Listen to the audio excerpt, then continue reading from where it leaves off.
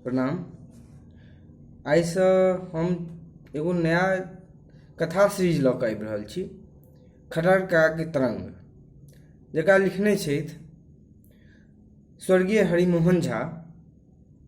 आइ हम दही चूड़ा चीनी नामक कथासँ शुरू करऽ जा रहल छी। खट्टर काका दलान पर बैसल भाङ्ग घोटैत छलाह। हमरा अबैत देख बजलाह, हा हा, ओम्हर मरचाइ रोपल छै, घुमि कऽ आबह। हम कहलियनि, खट्टर काका, आइ जेबारी भोज छै, सएह सूचित करऽ आयल छी। खट्टर काका पुलकित होइत बजलाह, वाह वाह, तखन सोझे चलि आबह, दू गोटा धङ्गेबे करतै ने। हँ, भोजमे हेतै की सब? हम, दही चूड़ा चीनी। खट्टर काका, बस बस बस, सृष्टिमे सबसँ उत्कृष्ट पदार्थ इएह थिक। गोरसमे सबसँ मांगलिक वस्तु दही, अन्नमे सभक चूड़ामणि चूड़ा, मधुरमे सभक मूल चीनी।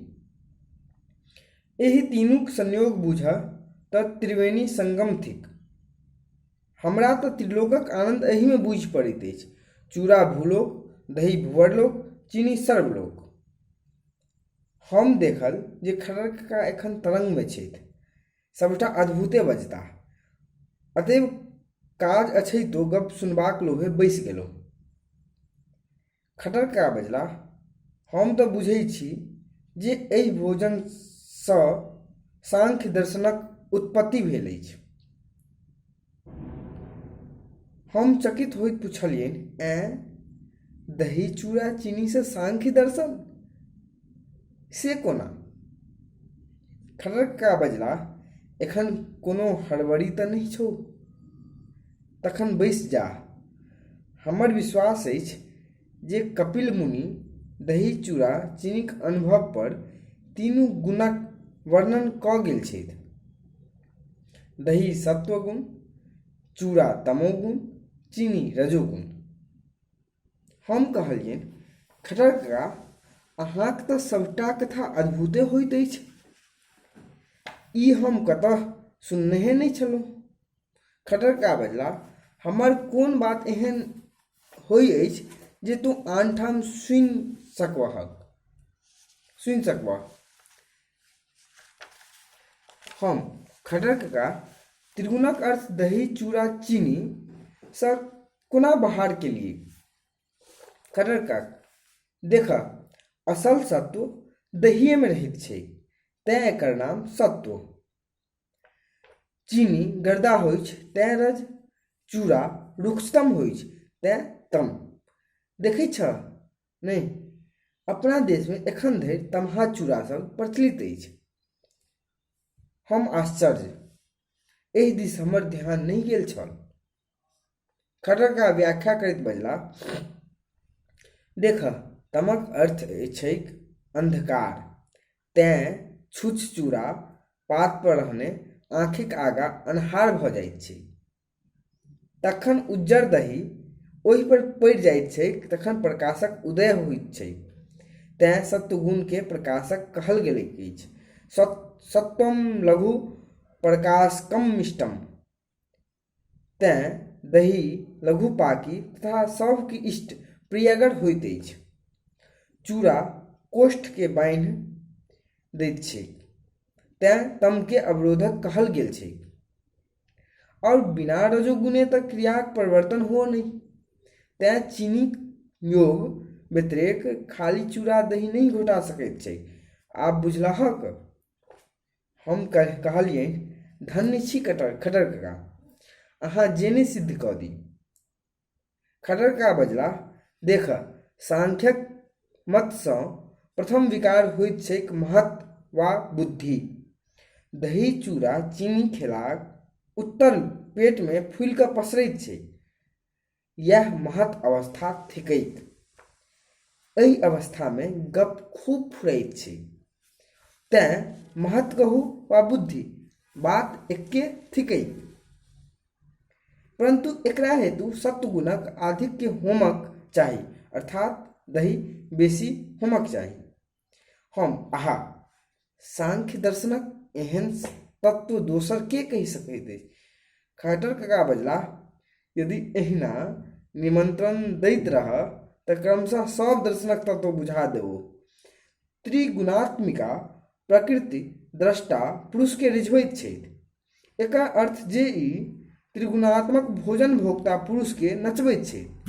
तें नृत्यन्ति भोजनेर विप्राह। हम कहलियनि, परंतु खट्टर काका, पछमाहा सब तो दही चूड़ा चीनी पर हंसैत छथि। खट्टर काका अंग पोछा सँ भांग छनैत बजला, हौ सातू लिट्टी खेनिहार दही चिपटानक सौरभ की बुझता। पश्चिमक जेहन माटि बज्जर तेहने अन्न बजरा तेहने लोको बज्जर सन। अपना देशक भूमि सरस, भोजन सरस, लोको सरस। चूड़ा पृथ्वी तत्व, दही जल तत्व, चीनी अग्नि तत्व। तें कफ, पित्त, वायु तीनू दोष के समन करबाक सामर्थ्य एहि में छैक। देख, अनादि काल सँ दही चूड़ा चीनीक सेवन करैत करैत हमरा लोकनिक सोनित ठंडा भऽ गेल अछि। तें मैथिल जाति के आइ धरि कहियो युद्ध करैत देखलहक अछि। हम खट्टर काका कहाँ से कहाँ सह चला देलहुँ। बीच बीच में तेहन मार्मिक व्यंग कऽ दैत छियै कि जे खट्टर काका व्यंग नहि यथार्थे कहैत छियौ। देख, भोजने सँ प्रकृति बनैत छै। चाली माटि खा कऽ माटी भेल रहैत अछि। साँप बसात पीब कऽ फनकैत अछि। साहेब सब डबल रोटी खा कऽ फुलल रहैत अछि। मुर्गा खेनिहार मुर्गा जकाँ लड़ैत अछि। और हम सब साग भाटा खा कऽ साग भाटा भेल रहैत छी। हमरा लोकनि भक्त भातक प्रेमी थिकहुँ, तें एक दोसरा सँ विभक्त रहैत छी। ताहू पर की तऽ दुई दल दालिक योग भेलै ताके, तखन एक दल भऽ कऽ कोना रहि सकैत छी। हम, आहा की अलंकारक छटा। खट्टर काका, केवल अलंकारे नहीं विज्ञानो छैक।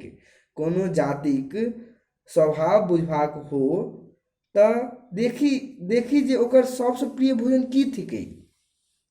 खट्टर काका कहलनि, कोनो जातिक स्वभाव बुझबाक हो तऽ देखी जे ओकर सबसँ प्रिय भोजन की थिकै। देख, बंगाली और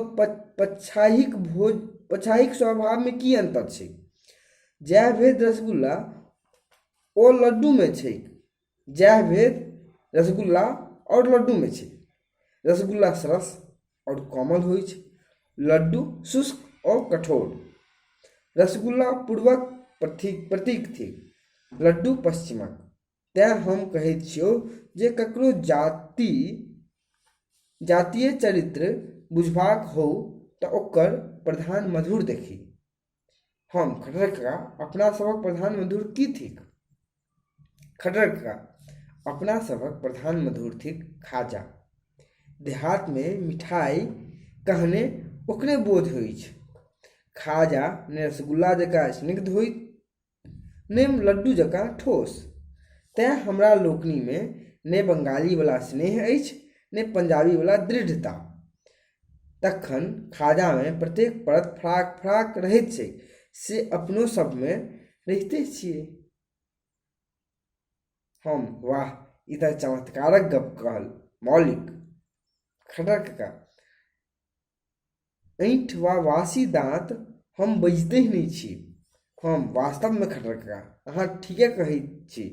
गाम गाम में गोलैसी, घर घर में पट्टीदारी झगड़ा, कचहरी में पागे पाग देखाइत अछि। से किएक। खट्टर काका, एकर कारण जे हमरा लोकनि आमिल मिरचाइ बेसी खाइत छी। तीख चोख भेले ताके, तीतो में कम रुचि नहीं। नीम भाटा करैल पटुआक झोर। हौ, जैह गुण कारण में रहतैक सैह ने कार्य में भेटतैक।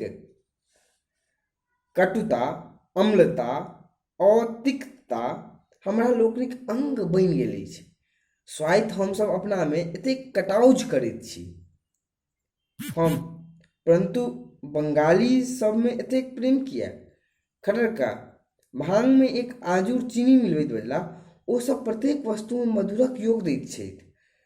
दालियो मीठ, तरकारियो मीठ, माछो मीठ, चटनियो मीठ। तखन कोना नहि माधुरी रहतै। अपनो जातिमे एहना मीठक व्यवहार हुअ लागै तखन ने। तेँ हम कहैत छियौ जे अपना जातिमे जी संगठन करबाक हो तऽ मधुरक बेसी प्रचार करऽ। केवल सभा केने की हेतै? भोज नहि भात नहि हर हर गीत। गामसँ 2 गोला दूर करबाक हो तऽ दही चूड़ा चीनी लवण कदली लाड़ू बर्फीके भोज करऽ। ई कहि खटका लोटा उठौलनि और 2-4 बूंद शिवजीके नाम पर छीट घट घट कऽ कऽ सभटा पीब गेला। धन्यवाद।